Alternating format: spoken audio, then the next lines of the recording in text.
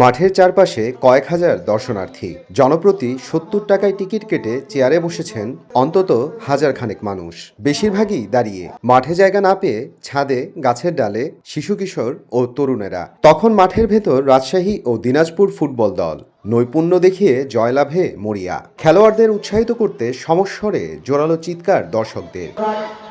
বুধবার বিকেলে রাজশাহী বাগমারা উপজেলার নরদাস বহুমুখী উচ্চ বিদ্যালয় মাঠে এভাবেই ফুটবল আনন্দে মেতে ওঠেন স্থানীয়রা। এদিন উদ্বোধন হয় নরদাসপুরের ঐতিহ্যবাহী ফুটবল টুর্নামেন্ট। দেশের বিভিন্ন জেলার ৮ দলের অংশগ্রহণে লীগ ভিত্তিক পদ্ধতির এই ফুটবল প্রতিযোগিতা চলবে মাসখানেক। ৮০ থেকে ৯০ দশকে এই মাঠে নিয়মিত টুর্নামেন্ট হতো।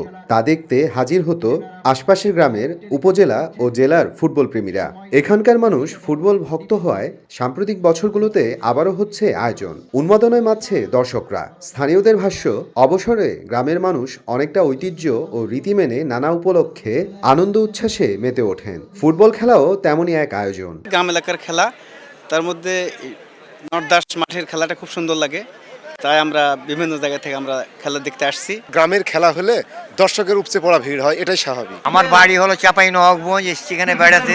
শুনলাম যে রাজশাহী দিনাজপুরের খেলা আছে, আগে খেলাটা দেখি, তারপরে অন্য কিছু। টিকিট দেওয়া চেয়ার ফাঁকা থাকে না, টিকারে প্রত্যেকটা লোক কানাই কানাই ভরে থাকে, এই জন্য লোকের আগ্রহ বেশি এখানে খেলা দেখার জন্য। এর আগে 4টা সফল জেলা টুর্নামেন্টের আয়োজন করা হয়েছে এবং সেখানে উল্লেখযোগ্য সংখ্যক দর্শক এসেছিলেন।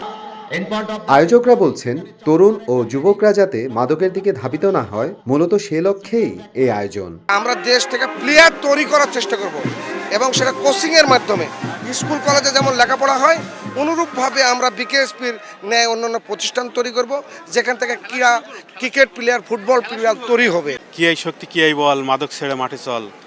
আসলে মাদক আসক্ত থেকে ছেলে পেলে আমরা যদি খেলাধুলা চালাই, তাহলে মাদক আসক্ত থেকে অনেক ছেলে পেলে দূরে থাকবে।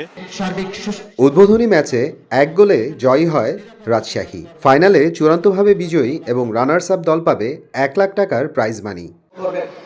সময় সংবাদ, রাজশাহী।